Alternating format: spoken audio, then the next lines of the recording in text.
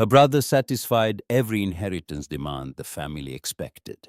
He received 3 commercial properties in Spokane, 2 investment accounts worth several $1 million, and a portfolio of regional stocks that had been growing quietly for decades. Margaret Aldridge received a 400-acre wheat farm that hadn't produced a single bushel in 15 years, a property so neglected that the county had nearly seized it twice for unpaid taxes. But their grandmother Willa had been planning something for longer than anyone in that family could have possibly imagined. And the woman she trusted to find it was the one everybody pitied. If this is your first time here, consider subscribing so you don't miss what happens next. Stories like this one are best heard from the beginning. The morning Willa Aldridge was buried, the sky over Colton Ridge looked like it had been pressed flat. No rain, no wind. Just a low ceiling of gray that sat heavy above the wheat fields and the steeple of the Methodist church, where 4 generations of Aldridges had been baptized, married, and mourned. Margot arrived early. She parked her 12-year-old Subaru at the far end of the gravel lot away from the newer vehicles already lining the curb. Through the windshield, she could see people gathering near the front steps. Some she recognized, most she hadn't seen in years. She sat for a moment with her hands on the steering wheel, watching them embrace one another, in that slow, careful way people do when grief is still fresh enough to crack open at the slightest pressure. She was 62 years old, retired from the Spokane County Library System after 31 years of shelving organizing reading to children on Tuesday mornings and learning to love silence the way most people learn to love music. Her hair had gone silver 3 years ago, and she'd let it. Her clothes were clean and simple. She wore a dark navy dress she'd owned for a decade and a pair of low shoes that didn't pinch. When she finally stepped out of the car, the cold hit her face immediately.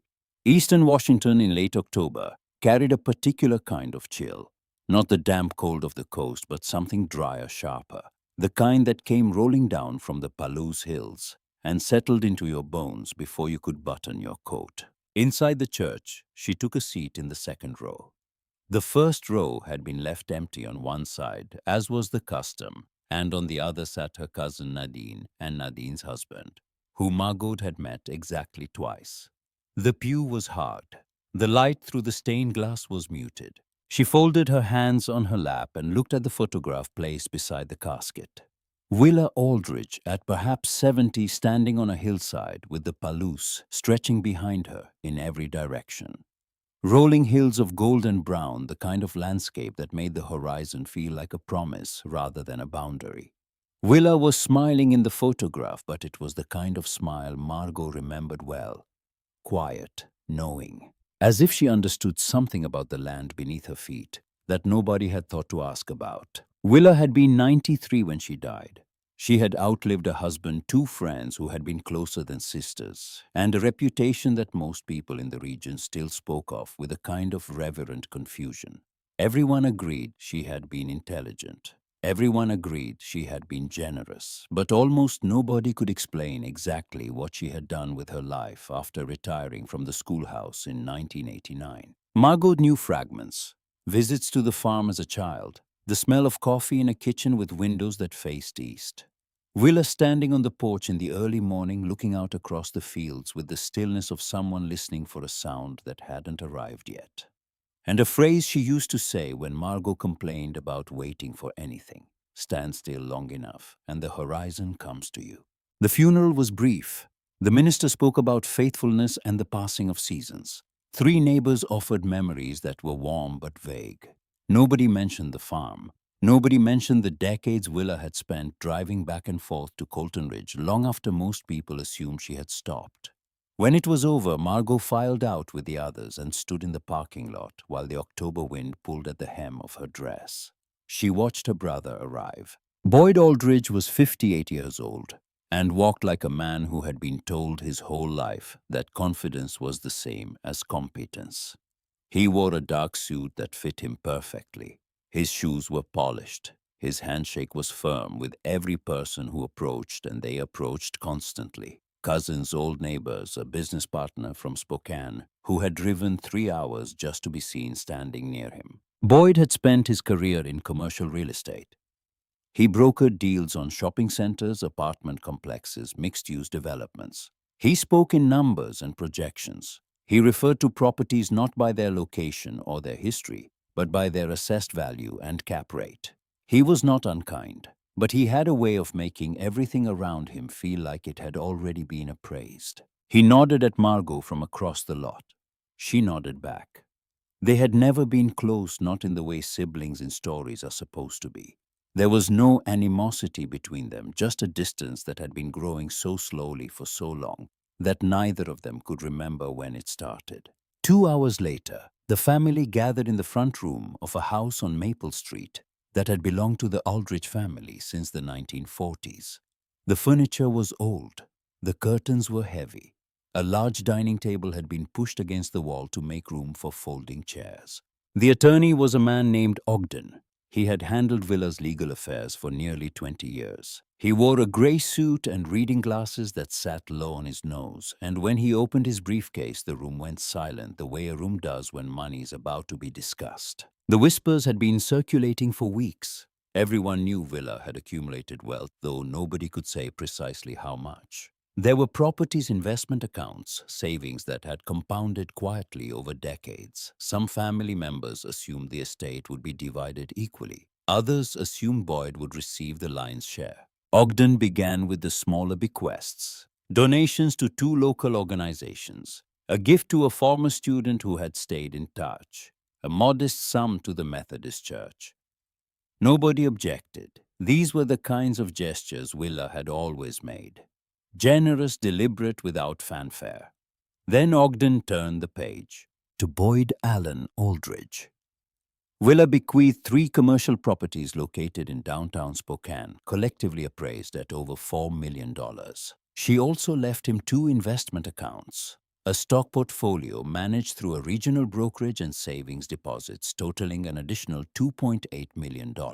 The room absorbed the number slowly. Then came the murmurs, heads turned. A few cousins smiled at Boyd as though they had known all along. Boyd kept his expression composed, but his posture shifted. His shoulders pulled back slightly. His chin lifted half an inch. It was a small movement, but Margot noticed it. She had spent 31 years reading people who pretended they weren't watching her, and she knew what satisfaction looked like when it was trying to stay polite. Ogden adjusted his glasses. To Margaret, Ellen Aldridge Willa bequeathed the entirety of a rural property located 11 miles northeast of Colton Ridge, Whitman County, Washington. A 400-acre parcel consisting of farmland, outbuildings, and a primary residence. No other assets were attached. Silence filled the room again, but this time it had a different weight. Not anticipation, something closer to embarrassment. Margot felt it settle on her shoulders like a coat she hadn't asked to wear. She looked at Ogden. He continued reading legal details about the property boundaries and tax status, but most of the room had already stopped listening. They were looking at her. Nadine leaned toward her husband and whispered something. A cousin named Dale shifted in his chair and glanced at Boyd with raised eyebrows. From near the window, Margot's Aunt Irene spoke just loudly enough for the room to hear. I suppose Willa had her reasons. But I always thought Margot would have done better with something simpler. A savings account, maybe. Something she could manage. Nobody disagreed. A few people nodded slowly. Margot sat perfectly still. She had been trained by decades of working in libraries to absorb words without flinching to let language pass through her and decide later what to keep. But Irene's words settled in a different place. Deeper. Closer to something she didn't want to examine. Boyd crossed the room toward her after Ogden finished. She expected something. Not comfort exactly, but perhaps acknowledgement. What she received was a sentence delivered with the casual authority of a man who had already assessed the situation and moved on. Don't worry about it too much. That property's been sitting empty for years. You might be able to unload it for the land value alone. Probably won't get much, but it's something. Margot looked at him. His expression was not cruel. It was simply confident. He believed what he was saying. He believed the farm was a leftover. A consolation prize wrapped in weeds and unpaid taxes. She didn't respond. The rest of the evening moved slowly. People gathered around Boyd. They asked about the Spokane properties. They congratulated him in measured tones. They offered to help with anything he needed. Meanwhile, Margot sat near the window with a cup of coffee she didn't drink, listening to conversations that circled endlessly around numbers and real estate values, and the wisdom of Willa's decision, which everyone seemed to agree had been perfectly logical. Nobody asked about the farm. When she drove back to Spokane that night, the highway stretched flat and dark through the Palouse Hills. She couldn't see them in the darkness, but she could feel them. The gentle roll of the land, the way the road dipped and rose as though the earth itself were breathing. She had grown up near these hills. She had driven through them hundreds of times without thinking about what was beneath them, or behind them, or waiting inside them. At home, she placed a photograph of Willa on the kitchen table. It was smaller than the one at the funeral. Willa was younger in this image, maybe 60, standing on the porch of the farmhouse with her hands resting on the railing. Behind her, the wheat fields were green, which meant the photograph had been taken in spring before the heat turned everything gold. Margot studied the image for a long time. Something about the inheritance didn't make sense. Willa had never been careless. She measured her words. She measured her gestures. She measured her generosity with the precision of someone who understood that giving the wrong thing at the right time could be just as damaging as giving nothing at all. So why would she divide her estate so unevenly? Why would she give Boyd a fortune and leave Margot with a property that everyone, including Boyd himself, considered a burden? The question circled through her mind without answers. Over the following days, the pattern intensified. Every phone call ended the same way. Sell the farm, Margot. Every visit from a cousin or neighbor included the same gentle suggestion. You don't need that kind of headache. Even Nadine, who rarely offered unsolicited advice, mentioned that holding on to rural property at Margot's age seemed like an unnecessary risk. Then Phoebe called. Phoebe Carver had been Margot's closest friend since the 7th grade. She ran the only bookshop in Colton Ridge, a narrow storefront squeezed between a hardware store and a barber. She had a habit of asking questions that sounded simple but weren't. After listening to everything Margot had to say about the will, the family, the reactions, and the chorus of voices telling her to sell, Phoebe asked one question. You've seen it with your own eyes yet? Margot paused. The farm. Not since I was a girl, maybe 9 or 10 years old. So you inherited something you've never actually looked at and everybody's already told you what it's worth. The observation landed quietly the way Phoebe's observations always did. Not with force, but with weight. That night, Margot pulled out the legal folder Ogden had given her. She spread the documents across her kitchen table and read every page. The farm occupied 412 acres. The property records listed multiple structures. A primary residence, 3 outbuildings, 2 storage facilities, a large equipment barn, and several smaller constructions whose purposes were not specified. The tax history showed 15 years of delinquency. Maintenance costs had been accumulating without payment. Outstanding fines from the county appeared on 2 separate pages. The numbers were worse than she had expected. But something else caught her attention. According to the records, Willa had sold several other properties during her lifetime. An apartment in Pullman, a small commercial lot near Colfax, a lakeside parcel she had owned since the 1970s. She had sold them all, every single one, except the farm. Why? Margot looked at the photograph again. Willa on the porch, the green fields behind her, the stillness in her expression. She had kept that farm for decades. She had paid taxes on it when she could and ignored them when she couldn't. She had refused every offer to sell, and in the end, she had given it to Margot. Not to Boyd, who understood money. Not to the family who would have divided it. To Margot, specifically, exclusively. Stand still long enough and the horizon comes to you. The phrase returned without invitation.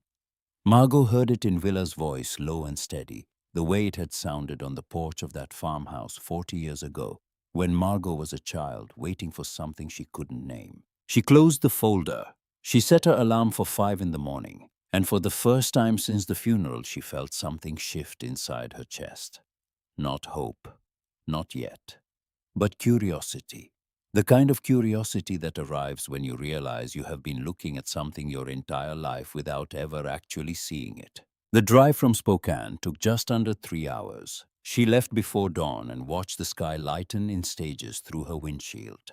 First gray, then pale blue, then the slow gold that comes only in late October, when the sun sits low and the air is thin enough to let every color through. As she crossed into Whitman County, the landscape changed. The suburbs and strip malls and gas stations disappeared behind her. The road narrowed. The hills rose on either side, rolling and enormous, covered in the stubble of harvested wheat. The Palouse in autumn looked like a body resting after a long season of work. The contours of the land were soft but deliberate, shaped by wind and water over thousands of years. She passed through Colton Ridge without stopping. The town was small. 2 traffic lights, a post office, a diner with a hand-painted sign. Phoebe's bookshop was dark this early. The streets were empty. 11 miles northeast, a gravel road split off from the county highway. A rusted metal sign leaned at an angle near the turnoff. The letters had been eaten by weather and time. Margot slowed the car and turned. The road was rough. Potholes and loose stone rattled the undercarriage. Dry grass lined both sides tall enough to brush the doors. She drove for another mile before the entrance appeared. The gate was enormous, wrought iron wide enough for 2 vehicles anchored to stone pillars that had cracked and shifted over the years. The iron was orange with rust. One section tilted inward. Another had partially separated from its hinge. Whatever this entrance had once been, it no longer announced anything except abandonment. Margot parked and stepped out. The silence was immediate. Total. No machinery, no voices, no wind at that particular moment. Just the vast open quiet of land that had been left alone for a very long time.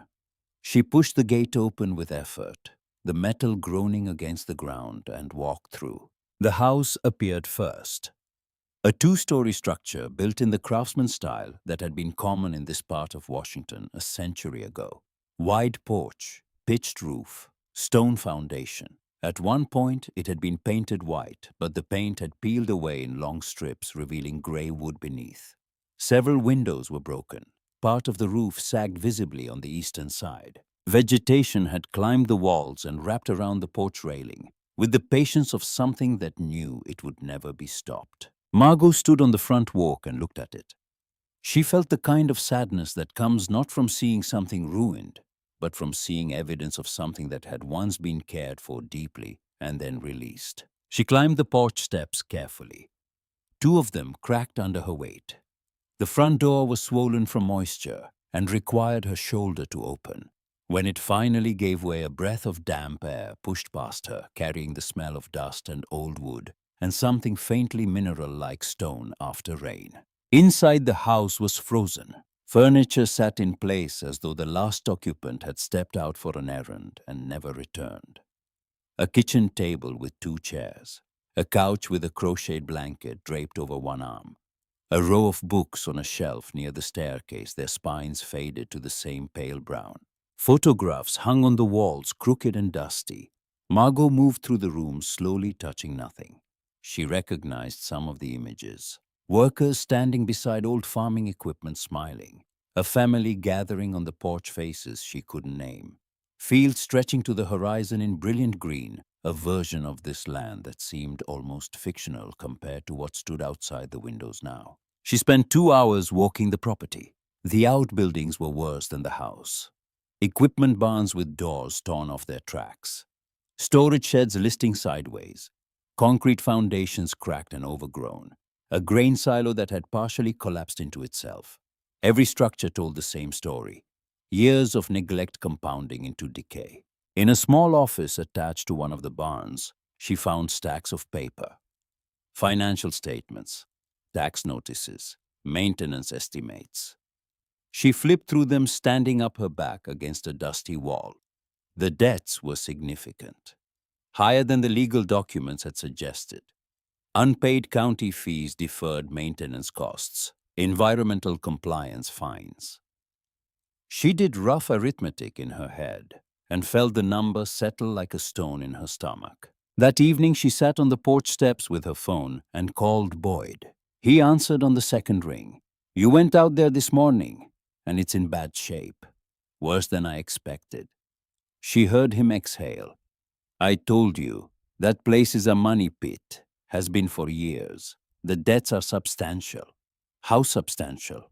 she told him. Boyd was quiet for a moment. Then his voice returned steadier with the certainty of a man who had already calculated his recommendation. "Sell it. Tomorrow if you can. Find a landbroker, take whatever you can get, and walk away. Don't let nostalgia turn into a financial disaster." Margot watched the last light disappear behind the hills. The horizon was a thin line of gold separating the darkening land from the sky. She thought about asking Boyd whether he remembered the farm, whether he remembered visiting as a child, whether he remembered Willa standing on this same porch, looking out at this same view, saying something about patience and time. She didn't ask. "Maybe you're right," she said. "I know I'm right." The call ended. Margot stayed on the porch. The cold came in slowly, wrapping itself around her shoulders and settling into the joints of her hands. Above her, the first stars appeared through breaks in the clouds. She had almost decided to drive back to Spokane, almost decided to call a land agent in the morning, almost decided to listen to the same advice everyone had been giving her since the day the will was read. But she went back inside first. Something pulled at her. Not a thought exactly, more like a habit.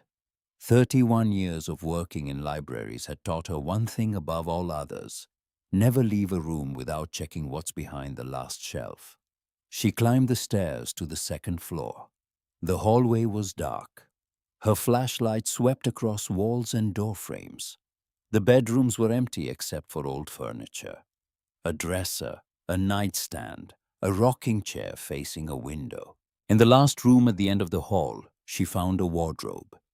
It was large, built from dark wood, clearly older than anything else in the house. It sat against the far wall between two windows. But something about its position caught her eye. It wasn't flush with the wall. There was a gap, small, maybe 2 inches, as though it had been pulled forward at some point and never pushed back. In a house that had been abandoned for 15 years, nothing should have been moved. Margot set down her flashlight and gripped the side of the wardrobe. It was heavy, solid wood, probably oak. She braced her feet and pulled. It shifted an inch. She pulled again, another inch, then another. The scraping sound filled the room like a slow exhale. Behind the wardrobe, set into the wall at waist height, was a small door. Not a closet, not a panel. A door with a metal handle tarnished to the color of old pennies. It had been built into the wall deliberately, framed with care, hidden with intention. Margot's pulse quickened. She knelt and reached for the handle. It resisted at first, then gave with a dry metallic click. She pulled the door open. Dust billowed outward and she turned her face away until it settled. Behind the door was a shallow compartment recessed into the wall. Inside, she found a wooden box roughly the size of a bread loaf, placed carefully in the center. There were a few cloth-wrapped bundles beside it, and a small desk lamp so dusty it looked fossilized. She lifted the box out. It was not locked. The lid opened smoothly, as though it had been built to be opened by someone who would need steadiness more than strength. Inside, arranged in perfect order, were 5 envelopes, cream-colored, aged at their edges, and on the front of each one, written in dark ink in handwriting, she recognized instantly, was a single word: Margot. She set the box on the floor. Her hands were trembling. Not from the cold. She picked up the first envelope and turned it over. The seal had been pressed with care, but not glued, as though Willa had wanted it to open easily when the time came. She broke the seal. The letter inside was written on unlined paper, 2 pages front and back. The handwriting was Willa's. Deliberate, unhurried. Every letter formed completely the way a woman writes when she knows exactly what she wants to say and has been waiting a long time to say it. The opening lines hit Margot in the chest. Willa told her she loved her. Not in general terms, not in the vague language of family obligation, but specifically. She named moments. A rainy afternoon when Margot was 8 reading aloud from a book about constellations while Willa peeled apples in the kitchen. A letter Margot had written at 14 asking whether it was possible to be homesick for a place you'd never lived. Willa had kept that letter. She mentioned it by name. Then the tone shifted. This farm is not what they think it is. It has never been what they think it is. I kept it for reasons I could not explain to most people because most people would not have understood. You are not most people, Margot. You never were. The letter continued. Willa asked her not to sell. Not yet. Not until she had seen everything. Not until she had followed the path that had been left for her. She wrote that certain things could only be understood by walking through them, not by having them explained. Near the bottom of the second page, Willa had written the phrase Margot had been carrying in her memory for 40 years. The same words, the same unhurried handwriting. Stand still long enough, and the horizon comes to you. Below it, a final instruction. Brief, specific. The old grain barn at the north end of the property. The east wall. Look for the mark that doesn't belong. Margot read the letter twice, then a third time. She held the paper against her chest and sat on the floor of that dark room, in a house that everyone had told her to abandon, and she felt something inside her rearrange itself. Not hope, not yet. Something older than hope.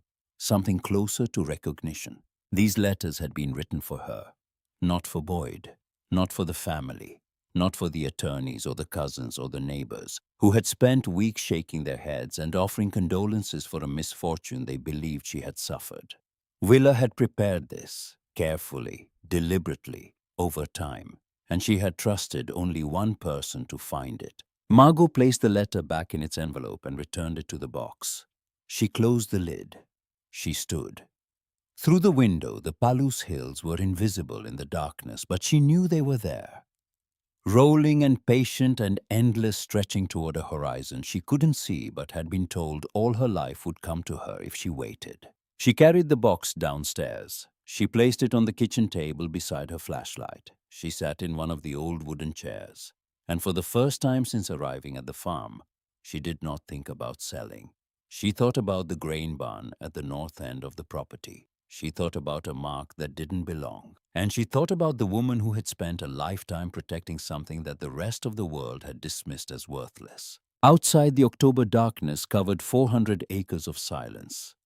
Somewhere beneath it, a secret that had been waiting for decades shifted in its sleep, as though it could feel that someone had finally arrived. She didn't sleep that night. Not because of the cold, though the farmhouse had no working heat, and the October air crept through every crack in the walls. She stayed awake because the 5 envelopes were sitting on the kitchen table in front of her, and the first one had already changed the shape of everything she thought she understood. By dawn, she had made a coffee on a camp stove she'd found in the back of her car. The cup warmed her hands while she sat at the table and read the second letter. This one was shorter, more direct. Willa's handwriting carried the same careful precision, but the tone had shifted from tenderness to instruction. The letter mentioned a structure at the north end of the property, an old grain barn that had been built in the 1940s and had served various purposes over the decades.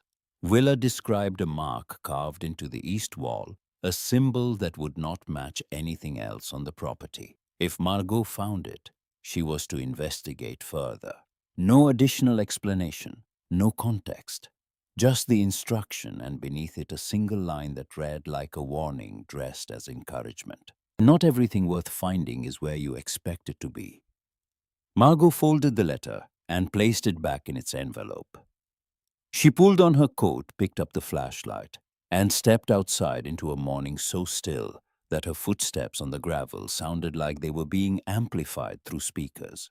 The walk to the north end of the property took nearly 40 minutes.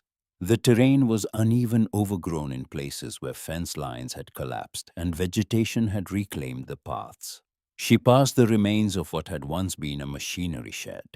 Its roof caved inward, and a row of concrete posts that marked the boundary of a field that hadn't been planted in over a decade. The grain barn appeared against the pale sky like something the land had tried to swallow but couldn't finish. It was tall, narrow-built from timber and corrugated metal. The doors hung crooked on their rails. Several panels of the roof were missing entirely, and through the gaps she could see the crossbeams dark with age. She entered through a side door that groaned on its hinges. The interior was cluttered with the debris of abandonment. Old tools, broken crates, lengths of rope coiled and stiff with age. Dust covered everything in a uniform gray, and the air tasted like iron and dry wood. Margot moved along the east wall, slowly running her flashlight across every surface. The wall was built from stone and mortar in the lower, half timber in the upper. She examined each section carefully, looking for anything that didn't match the pattern of the construction. 15 minutes passed, 20, 30. She began to feel the familiar tug of doubt, the voice that sounded exactly like Boyd's telling her she was wasting her time on a dead woman's riddle. Then she saw it. Near the base of the wall, half hidden behind a rusted barrel, a mark had been carved into one of the stones. It was small enough to miss entirely if you weren't looking for it. A five-pointed star etched cleanly into the surface with a tool that had been guided by a steady hand. Below the star, a number 1991. Margot crouched and touched the carving with her fingertips. The grooves were sharp despite the years. This had not been done casually. Someone had stood in this exact spot 35 years ago and deliberately left a message for whoever came looking. She examined the surrounding stones. Most were fitted tightly together, mortared into place. But one just to the left of the star had a hairline gap along its edge. She pressed it with her palm. Nothing. She pressed harder, shifting her weight. A faint click sounded from somewhere behind the wall, and a section of the wooden floor 6 inches to her right lifted slightly as though released by a mechanism she couldn't see. Her breath caught. She pried the board up with her fingers. Beneath it, nestled in a cavity lined with poured concrete, sat a metal tube sealed at both ends. Waterproof, deliberate. The kind of container designed to preserve its contents against time and moisture. She unscrewed the cap with difficulty, her fingers cold and stiff. Inside, she found several documents folded lengthwise and a single photograph. She took the photograph first. Willa. Decades younger, maybe late 50s, standing in front of a modern building that Margot had never seen. Beside her stood 4 people in professional clothing. 2 men and 2 women, all smiling with the particular satisfaction of people who have just accomplished something significant. Behind them rose a metal tower of some kind, and beyond that the unmistakable silhouette of the Palouse Hills. On the back, in Willa's handwriting, "The beginning of something that will change this region, 1991. Margot turned the photograph over and looked at the building again. She didn't recognize it. It wasn't on the property, at least not anymore. Whatever structure had stood in that photograph had either been demolished or hidden by 35 years of neglect and overgrowth. The documents were harder to interpret. Diagrams, soil analyses, financial projections, references to grant applications and partnership agreements. And on nearly every page, the same name repeated in headers and footnotes: Palouse Horizon Project. She had never heard of it. She spent the next hour sitting on the barn floor with the documents spread around her, trying to assemble a picture from fragments. The project appeared to involve sustainable agriculture, water management, employment programs for rural communities, and infrastructure development across the region. The scope was enormous. This was not a hobby or a side interest. This was the work of someone who had spent years building something with the full intention of seeing it through, and then, apparently, had stopped. Margot gathered everything carefully and walked back to the house. She placed the documents on the kitchen table beside the letters and the photograph and stood looking at all of it together. The pieces didn't fit yet, but they were beginning to suggest a shape. That afternoon, she drove into Colton Ridge. She parked outside Phoebe's bookshop and sat for a moment with the engine off, watching the street. A woman she didn't recognize walked past with a bag of groceries. 2 men stood outside the hardware store talking. The town moved at the speed of a place that had accepted its own slowness long ago. Phoebe was behind the counter when Margot walked in. She looked up, read Margot's face, and set down her pen. You found something. It wasn't a question. Margot told her about the letters, the grain barn, the star, the metal tube, the photograph. Phoebe listened without interrupting, which was one of her gifts. When Margot finished, Phoebe was quiet for a moment. Then she said something that redirected the entire search. You need to talk to Gideon Thatcher. Margot didn't recognize the name. He lives out past Uniontown. Used to be an irrigation engineer for the county. Retired 20 years ago. He knew your grandmother. I don't mean the way everyone in town knew her. I mean he worked with her. On something. He never said what, and I never pushed. But every time her name came up, his face changed. Margot drove to Uniontown the next morning. The town was even smaller than Colton Ridge. A handful of buildings clustered along a road that connected to nothing in particular. She found Gideon Thatcher's house at the end of a gravel lane bordered by old-growth pine trees. A mailbox with the name hand-painted in white. A porch with 2 rocking chairs and a view that stretched unbroken to the eastern hills. Gideon answered the door slowly. He was 84 years old, thin and upright, with white hair that he kept short and hands that still looked like they had been shaped by decades of physical work. He studied Margot's face for several seconds before speaking. You look like her. He invited her inside. The house was spare and clean. Books lined one wall. A drafting table stood near the window, covered in maps held down by smooth river stones. Margot sat across from him at a small kitchen table and placed the photograph from the metal tube between them. Gideon looked at it. His expression changed the way Phoebe had described. Something opened behind his eyes, and for a moment he was somewhere else entirely. Where did you find this? Margot told him.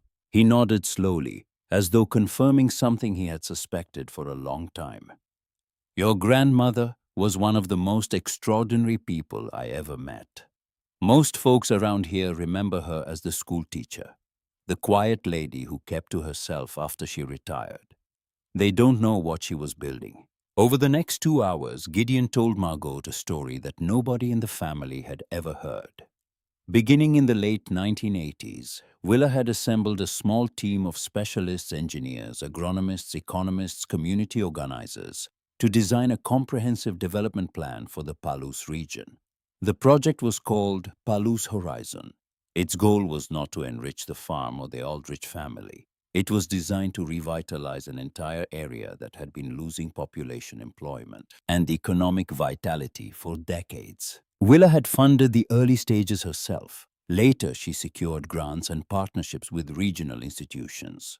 The work progressed for years. Studies were completed. Pilot programs were tested. A facility was built on the farm property to house research and training operations. And then it stopped. What happened? Gideon's expression tightened. A man named Harmon Shears. He came in from outside the region, presented himself as an investor, charming, smart, said all the right things. Willa trusted him initially. We all did. He paused, and the silence in the kitchen had the texture of something that had been kept folded for a very long time. Harmon didn't want to help the region. He wanted to control the project, redirect the resources, take ownership of the land and the research. When Willa figured out what he was doing, she cut him off completely. After that, the legal problem started. Documents disappeared. Partnerships fell apart. People who had been involved for years suddenly pulled back. Did she ever prove it was him? Gideon shook his head, not publicly, but she documented everything. She kept records of every meeting, every conversation, every suspicious transaction. She was careful. She was always careful. Margot sat with those words for a long moment. Then she asked the question that had been pressing against her ribs since she opened the first letter. Why did she stop? If she knew what he'd done, why not expose him? Because the damage was already done. The partnerships were broken. The funding dried up. And Harmon was connected. He had lawyers, associates, people in positions she couldn't reach. She decided the safest thing was to protect the information and wait. Wait for what Gideon looked at her. For someone she trusted enough to finish it. Margot drove back to the farm that evening with the windows down despite the cold. The air smelled like cut wheat and coming frost, and the hills on either side of the road caught the last copper light of the day along their ridgelines. She thought about Willa standing in those hills decades ago, building something enormous in silence, and she understood for the first time that the inheritance had not been a slight, it had been a selection. 3 days later, she returned to the property documents and the second letter's final clue. The letter had mentioned seeking where it all began. She cross-referenced the photograph's background with topographic markers on the old maps she'd found, tracing the position of the rock formation visible behind the building. After nearly a full day of comparing angles and elevations, she identified a location 40 minutes walk from the house near a low ridge on the eastern boundary. She found the site just before noon. The building from the photograph was gone, but its bones remained. Concrete pillars, sections of wall hidden by brush, rusted pipe fittings emerging from the ground like the fingers of something buried alive. And at the center of the ruins, half covered by years of accumulated soil and leaves, a metal door set into the earth. She had found a key in the metal tube from the grain barn, small brass wrapped in cloth with a note in Willa's hand. Seek where it all began. She had been carrying it in her coat pocket for 3 days, touching it absently the way a person touches a talisman they don't yet believe in. She inserted the key. It turned with resistance, then released. The lock gave. She pulled the door open, and a rush of cool, dry air rose from below. Stone steps descended into darkness. She switched on her flashlight and went down. The room beneath the ground was larger than she had expected. It had been built to last. Concrete walls, sealed ceiling, metal shelving units lining both sides filled with filing boxes, rolled documents, and storage cases arranged in meticulous order. A long metal table occupied the center of the space, and on it sat several thick folders marked with dates spanning 3 decades. This was not a hiding place. This was an archive. A complete, organized, carefully preserved archive of everything Willa had built, studied, planned, and protected during the years she had worked on the Palou's Horizon project. Margot moved through it slowly, pulling folders, opening boxes, scanning page after page. Agricultural studies, hydrological surveys, economic impact projections, employment models, partnership agreements with universities and research institutions, letters of support from community leaders across 4 counties. The scope was staggering, and buried within the files, she found something else. A folder marked with a name she did not recognize but would not forget. Dalton Shears. The name appeared in correspondence dated to the final years of the project. Requests for information, meeting logs, proposals that grew increasingly aggressive in tone. And then in Willa's handwriting, a notation circled twice in red ink. Deny all future access. Connection to H. Shears confirmed. H. Shears, Harmon Shears, the man Gideon had described, the man who had tried to take the project from Willa decades ago. Dalton was his son. Margot sat at the metal table in the underground room and felt the story rearrange itself around her. This was not a closed chapter. Whatever Harmon had started, his son was continuing. And if Dalton Shears was still pursuing the project, it meant the project still held value, real value. The kind of value that made people willing to spend decades chasing it. She gathered the most critical documents and carried them back to the house. That night, she organized them on the kitchen table, working by lamplight, sorting files into chronological order. She photographed every page with her phone and emailed copies to a secure account she had created specifically for this purpose. 31 years in a library system had taught her the first rule of preservation. Never keep only one copy of anything that matters. While Margot worked through the archive, Boyd's life in Spokane had been accelerating in a direction he didn't recognize as dangerous. The investments Dalton Shears had recommended were performing erratically. Two projects that had promised rapid returns were now showing losses. Administrative fees appeared on statements that Boyd didn't remember approving. When he asked Dalton for explanations, the answers were smooth and plausible, but never quite specific enough to settle the questions they raised. One evening, Boyd sat alone in his home office and opened every financial document connected to Dalton's recommendations. The numbers told a story he didn't want to read. Capital had been moved between accounts in patterns he hadn't authorized. Fees had been charged by entities he couldn't identify. And the total value of his inherited portfolio had decreased by nearly 19% in less than 3 months. He called Dalton. The conversation was calm, professional, reassuring. Dalton explained that market corrections were natural, that the underlying positions were sound, that patience was the most important quality in any investor. Boyd wanted to believe him. Believing him was easier than accepting the alternative. But that night, for the first time since the will had been read, Boyd thought about the farm. He thought about the certainty with which Willa had made her decision. And he thought about Margot alone in a house with no heat, refusing to sell a property that everyone else considered worthless. He didn't call her. He wasn't ready for that conversation yet. But the thought didn't leave. Back at the farm, 3 days after finding the underground archive, Margot woke to something wrong. The sound came first, or rather, the absence of a sound that should have been there. The kitchen door, which she had begun propping shut with a chair each night, was no longer propped. It was open. Not fully, but enough that the cold air had filled the downstairs rooms and changed the temperature of the house entirely. She got up and walked to the kitchen. The table was disturbed.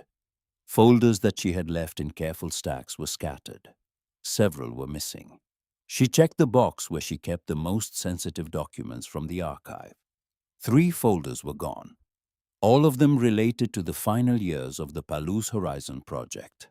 All of them containing references to Dalton Shears. The violation was not violent. Nothing was broken. No window smashed. Whoever had entered the house had done so quietly, precisely, and with a clear understanding of which documents mattered. Margot stood in the kitchen in her coat and boots and felt a kind of anger she had not experienced in years. Not the sharp, reactive anger that comes from being insulted or dismissed. This was slower, heavier. The anger of a person who has been treated as though she does not matter and who has spent her entire life learning how to matter quietly. She called the county sheriff. A deputy arrived 2 hours later, took notes, examined the door and the ground outside. He found tire tracks on the access road partially erased by overnight frost. There were no cameras, no witnesses, no physical evidence beyond the tracks and the missing files. That afternoon, Margot drove to Uniontown. She needed to speak to someone who had known Willa's work from the inside, someone who could help her understand what the stolen documents might mean in the hands of someone like Dalton Shears. But Gideon was not her only stop. On the way back from his house, she detoured to a small town called Farmington, where a woman named Vera Holbrook lived in a yellow clapboard house with a garden that had been put to bed for winter. Phoebe had mentioned her once. The niece of a woman named Lenora Holbrook, who had been one of Willa's closest collaborators before dying of cancer in 2011. Vera was 61, direct and unsurprised by Margot's visit. She had been expecting someone to come asking questions eventually. She just hadn't known who. Over tea at a kitchen table covered in a cloth printed with small blue flowers, Vera told Margot what her aunt had told her years ago, that Willa and Lenora had worked together for over a decade, that the project had been their shared vision, that they had believed genuinely and without reservation that the Palus Horizon project could transform the economic future of an entire region, and that the man who had destroyed it had not come from outside. Vera stood and retrieved a cardboard box from a closet in the hallway. Inside were photographs, letters, and a few documents Lenora had kept separately from the main archive. Vera spread several photographs across the table. One of them stopped Margot cold. It showed a gathering, a family gathering, not a business meeting. People standing in a living room that Margot recognized as the Maple Street house where the will had been read. The clothing and hairstyles placed it somewhere in the late 1980s. Willa was there standing near the fireplace. Several relatives surrounded her. And at the edge of the frame, partially turned away from the camera, but clearly engaged in conversation with two of the older Aldrich cousins, stood a man Margot had never met, but whose face carried features she recognized immediately. The jawline, the posture, the particular way he held his glass angled slightly outward, as though offering something even when he was taking. My aunt said the real danger was never the strangers. It was the people who were already in the room. Margot picked up the photograph. The man in the picture was younger, thinner, dressed in a sport coat that looked expensive for the era. But the resemblance to the name in the files was unmistakable. Harmon Shears had not been a distant outsider who stumbled onto the project. He had been in the family's orbit. He had stood in their living room. He had shaken their hands and eaten their food and learned their secrets before using that knowledge to try to take what Willa had built. And now his son was standing in Boyd's orbit, doing exactly the same thing. Margot drove back to the farm as the sun dropped behind the western hills. The sky turned the color of bruised copper, and the fields on either side of the road looked like they were holding their breath. When she arrived, she found an envelope on the front porch. No stamp, no return address. Just her name written in block letters that belonged to no one she knew. She opened it standing in the doorway. Inside was a single sheet of paper. The message was 5 words long. "Sell while you still can." She read it twice. Then she carried it inside, set it on the table beside the scattered folders and the photograph from Vera and the letters from Willa, and opened the third envelope from the wooden box. Willa's handwriting filled 2 pages. The third letter was different from the first 2, less instructional, more personal, as though Willa had written it knowing that by this point Margot would be frightened, and that fear would be the most dangerous thing she faced. If you have reached this far, it means you are still trusting what you feel over what they tell you. That is the quality I have always admired most in you. Not everyone will understand what you are doing. Some will try to make you stop. They will use money, pressure, silence, and doubt. Do not let their fear become yours. Margot read the passage 3 times. She folded the letter carefully and placed it back in the envelope. She walked to the kitchen window and looked out at the darkness covering the property. 400 acres of land that everyone had told her to abandon. 400 acres hiding an archive, a history, a betrayal, and a project that had been designed to change the lives of people who would never know the name of the woman who built it. She thought about selling. She held the idea in her mind the way you hold a match, watching it burn toward your fingers, deciding how long you can stand it before letting go. Then she let it go. She picked up a phone and called Phoebe. "I need a lawyer, someone local, someone who understands land disputes and isn't afraid of people with money." Phoebe didn't ask why. She gave her a name and a number and said one thing before hanging up. "Your grandmother picked right." Margot set the phone down. The house was cold. The documents on the table were incomplete. The people who wanted this property were closer than she had realized, connected, in ways she was only beginning to trace. And somewhere in Spokane, her brother was sitting in an office, surrounded by numbers that were shrinking, trusting a man whose father had tried to steal everything their grandmother had ever built. She turned off the lamp. The darkness was total. She sat in it for a long time, listening to the silence of the farmhouse settling around her, and she understood something that she had not understood before. The horizon doesn't come to you because you're patient. It comes to you because you refuse to turn around. Outside, the Palouse Hills waited in the dark. The wind moved across them slowly, bending the last of the autumn grass, carrying the cold down from the ridgelines and across the fields toward a farmhouse where a woman who had spent her life surrounded by other people's stories was finally standing inside her own. The call came on a Tuesday morning, 3 weeks after the break-in. Boyd's name appeared on Margot's phone while she was sorting documents at the kitchen table, and something in the timing felt deliberate, though she couldn't have said why. His voice carried a quality she hadn't heard before.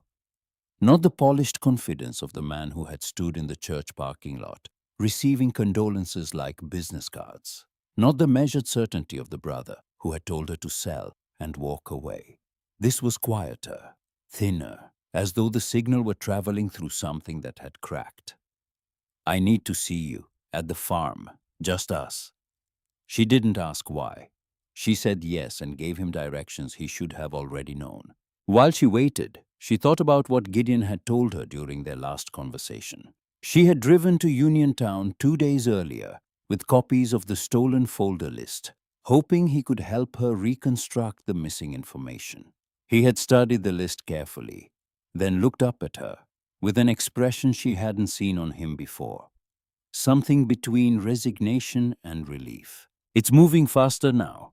Whoever took those files knows exactly what they're looking for, and they're running out of patience." Margot had asked him what Dalton Shears could actually do with the information. Gideon had been precise. The documents alone weren't dangerous, but combined with legal pressure, falsified claims, and a cooperative family member willing to challenge the property's ownership structure, they could create enough confusion to force a sale or a settlement. That was how Harmon had operated.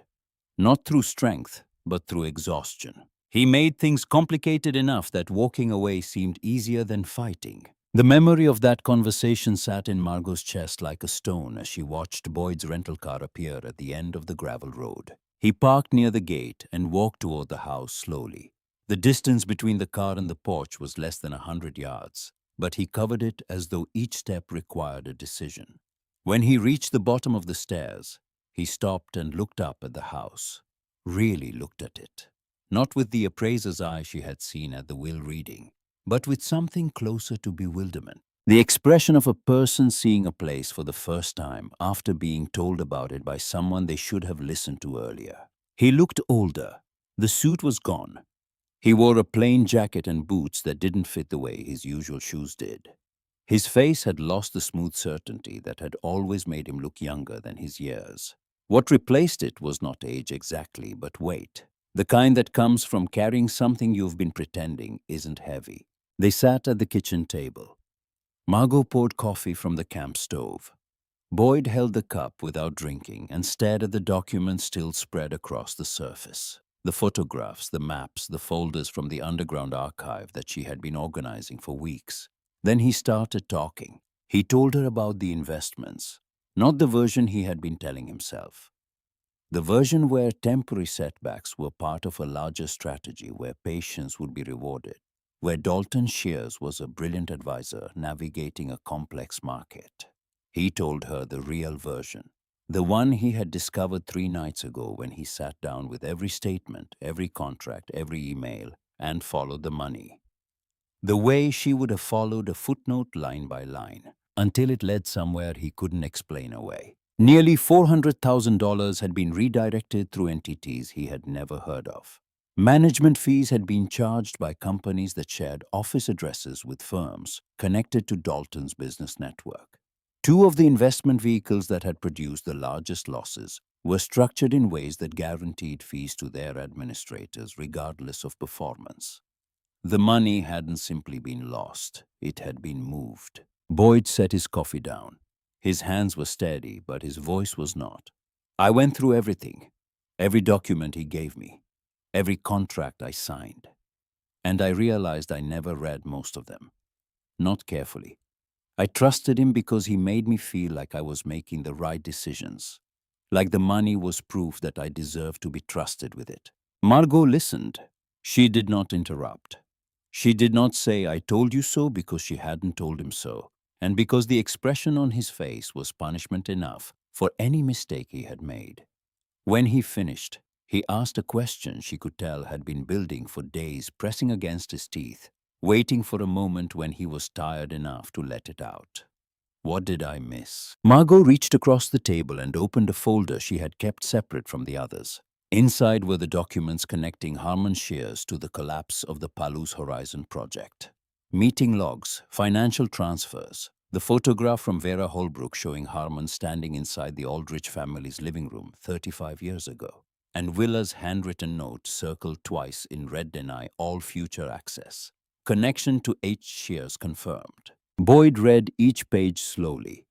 His lips moved slightly the way they used to when he was a boy, reading something he didn't want to misunderstand.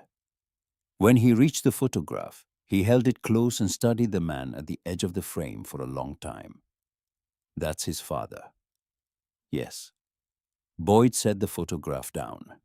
He pressed both palms flat against the table and stared at the wood grain between his fingers. He knew who I was from the beginning. He knew about the inheritance, the family, the farm, all of it. He didn't find me by accident. No. The silence that followed was longer than any conversation they had ever had. It filled the kitchen and the hallway and the rooms beyond, spreading through the house like something that had been trapped for years and finally released. Boyd spoke without looking up. I thought I got the better deal. 5 words. They arrived quietly without drama, but they carried the entire weight of everything that had happened since the will was read. Every congratulation he had accepted, every pitying glance directed at Margot, every phone call where he had told her to sell, every assumption he had made about what inheritance meant and who deserved it. Margot didn't respond immediately. She let the words exist in the room the way she had learned to let difficult truths exist in the silence of a library present, but unpressured available to whoever was ready to pick them up. Then she stood, walked to the hallway closet, and retrieved the wooden box. She placed it on the table beside the scattered files and opened the lid. 4 of the 5 envelopes had been opened. The 5th was still sealed. She had found it 2 days ago inside the final storage case in the underground archive, tucked inside a folder labeled in Willa's handwriting for Margot. Last. She hadn't opened it yet. She had been waiting, though she couldn't explain for what. Now she knew. She broke the seal and unfolded the pages. Willa's handwriting filled 4 full sheets front and back. It was the longest letter, the most personal, and it began with a confession. Willa wrote that the decision to divide the inheritance the way she did had been the most difficult choice of her life. She had spent years watching her family, not judging them, she emphasized, but observing, the way a teacher observes a classroom, looking for the student who listens, not because they want to be praised, but because they genuinely want to understand. She wrote about Boyd without cruelty. She said she loved him. She said she recognized his intelligence and his ambition. But she also recognized that he measured value the way the world had taught him to measure it, in numbers, in assets, in the visible markers of success. She knew that if he received the farm, he would sell it within a month. Not because he was greedy, but because he would not have the patience to look past what it appeared to be. And she wrote about Margot. I did not give you less. I gave you everything that mattered. I gave you the one thing I spent my life building, and the one thing I could not trust to anyone who would see it as a number on a page. You have always been the one who looked past the surface. You were the only one who ever asked me what I was thinking, instead of what I was worth. Margot read those lines and felt her vision blur. She blinked, and the tears fell onto the table, darkening the wood in small circles that spread slowly outward. The letter continued. Willa explained that the distribution had been designed as a test, though she disliked that word. Not a test of intelligence or ambition, a test of character. She wanted to know who would look past the appearance of unfairness and ask why. Who would resist the pressure to sell? Who would walk through the discomfort of being pitied and keep searching for the truth that waited on the other side? She had bet everything on Margot. And then she had spent her final years preparing a trail of evidence hidden carefully enough that only someone with patience, curiosity, and the willingness to sit with uncertainty would be able to follow it. The last paragraph of the letter was written in slightly unsteady handwriting, as though Willa's hand had been tired but unwilling to stop. The money I gave to Boyd will do what money always does. It will move and shift, and some of it will disappear, and some of it will grow, and eventually it will be spent or lost or inherited again by someone who will spend or lose it too. But what I gave to you cannot be spent. It can only be built, and once it is built, it will outlast every dollar I ever saved. Margot placed the letter on the table between them and turned it so Boyd could read. He read it in silence. His breathing changed halfway through the first page. By the second page, his jaw was tight. By the third, his hands were shaking. When he reached the final paragraph, he stopped reading, and sat perfectly still for nearly a minute. Then he pressed his fingers to his eyes and made a sound that Margot had never heard from him in 58 years. Not a sob, something rawer. The sound of a man confronting the distance between who he thought he was and who he had actually been, and finding it wider than he had imagined. She placed her hand on his forearm and left it there. They sat together in the kitchen of the farmhouse for a long time without speaking. The camp stove hissed softly. The October light moved across the floor in slow golden rectangles. Outside, the hills held their familiar shape against a sky that was beginning to deepen toward evening. Eventually, Boyd looked up. "What do you need from me?" Margot studied his face. She saw something she hadn't seen there in decades. Not confidence, not certainty. Something more valuable than either. Willingness. "I need you to tell me everything Dalton Shears has access to. Every document, every account, every conversation. And I need you to help me take it apart." Boyd nodded once. Then he reached across the table and picked up the photograph from 1991. Willa young and certain, standing in front of a building that no longer existed, surrounded by people who had believed in something they couldn't yet see. He held it carefully as though he understood for the first time that some things weigh more than they appear. The weeks that followed moved with a deliberateness that matched the season. November settled over the Palouse in layers of frost and pale light, and the farm began to change. Not dramatically. Not the way properties change in stories where money arrives suddenly and solves everything overnight. The change was slower than that and quieter, and built on hours of work that nobody would ever photograph or celebrate. Margot contacted the attorney Phoebe had recommended. A woman named Catherine Farris, who operated out of a small office in Pullman, and who listened to the entire story, examined the documents from the archive, and said 3 words that Margot would remember for the rest of her life. "This is real." Catherine assembled a case. The evidence Willa had preserved was meticulous, dated, witnessed, and in many cases notarized. Contracts that had been violated, agreements that had been falsified, financial transfers that could be traced.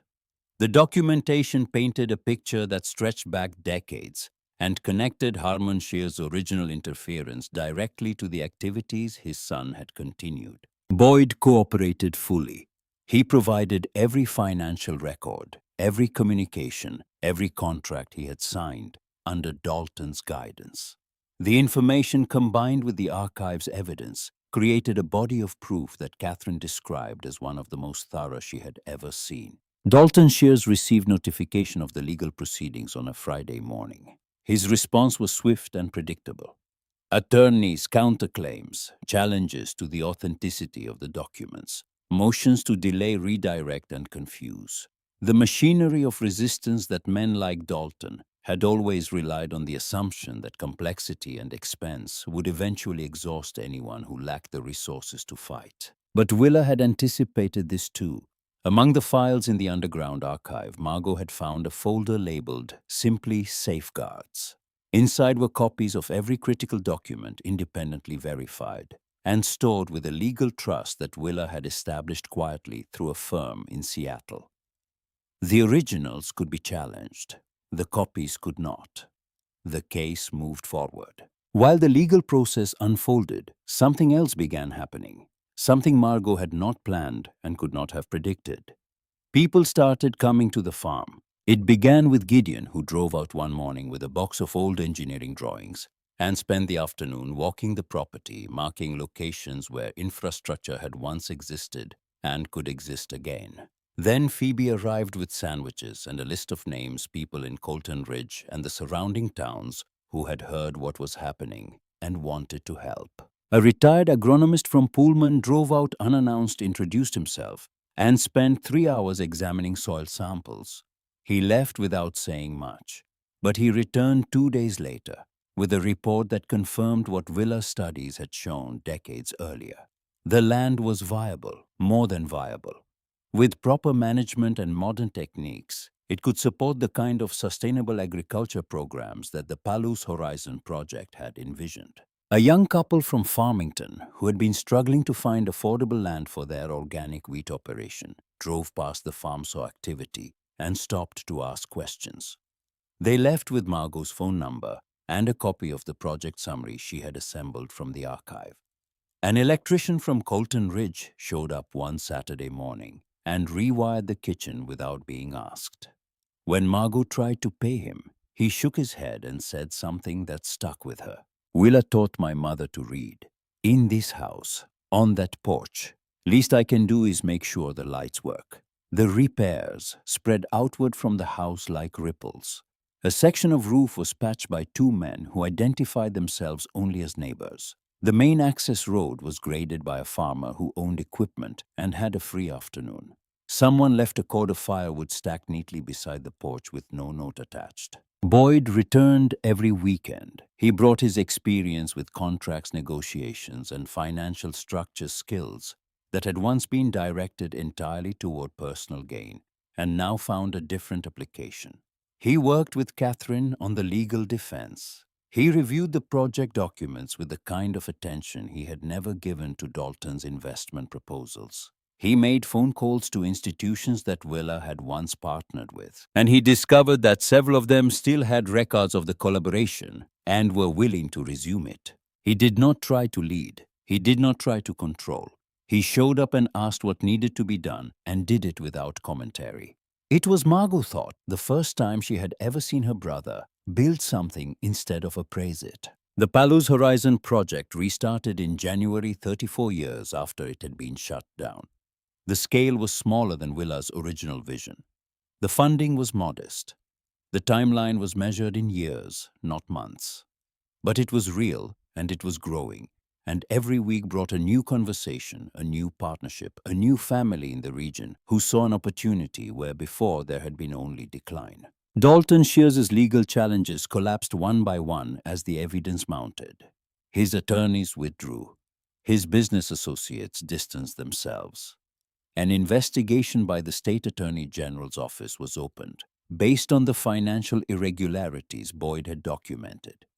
The circle that had protected the Shears family's interest for decades began to fracture, and through the cracks poured a kind of light that had been kept out for a very long time. Spring came to the Palos the way it always does, not all at once but in slow accumulating gestures, a softening of the frost, a deepening of color in the hills. Mornings that arrived earlier and stayed longer, filling the farmhouse with the kind of light that makes old wood look golden. On a morning in late April, Margot walked the property alone.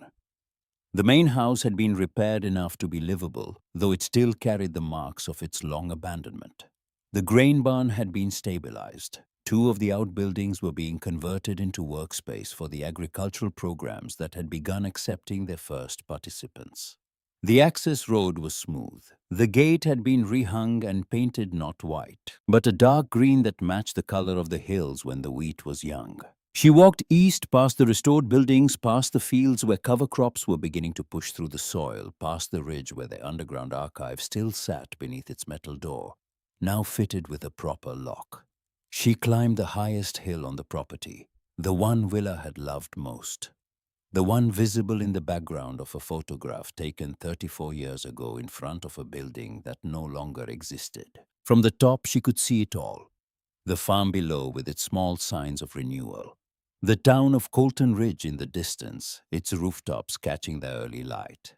The road that connected them newly graded carrying a truck that might have been heading to the farm or might have been heading somewhere else entirely. And beyond all of it stretching in every direction without interruption, the hills of the Palos rolling toward a horizon that seemed no closer than it had ever been, but somehow felt different now. Not closer, present. She reached into her coat pocket and took out the brass telescope she had found in the archive months ago. It was old, heavy, slightly dented along one side. The kind of instrument a person carries not because they need to see farther, but because looking is a practice and practices require tools. She raised it to her eye. Through the lens, the horizon sharpened. The gold of the wheat stubble, the green of the new growth, the blue of the sky where it met the land, thin and precise like a line drawn by a hand that knew exactly where it was going. She lowered the telescope and held it in both hands. The metal was warm from her pocket. She could feel the weight of it, the years it had been carried, and set down and picked up again by a woman who never stopped looking forward. Behind her, a vehicle door closed. Footsteps on gravel. Boyd's voice carried up the hill, calling something about a delivery that had arrived early.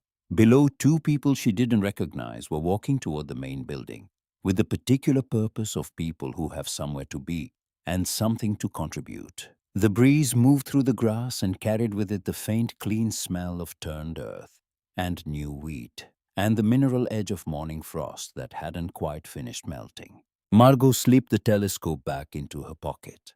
She stood on the hilltop for one more moment, looking at the line where the land met the sky, and then she turned and walked back down toward the farmhouse, toward the work, toward the life that had been waiting beneath 400 acres of silence for someone patient enough to find it. If this story reminded you of someone in your life who gave you something you didn't understand until years later, share it in the comments. And if you haven't already subscribed, so you'll be here when the next story arrives. Until then, take care of yourselves. Good night.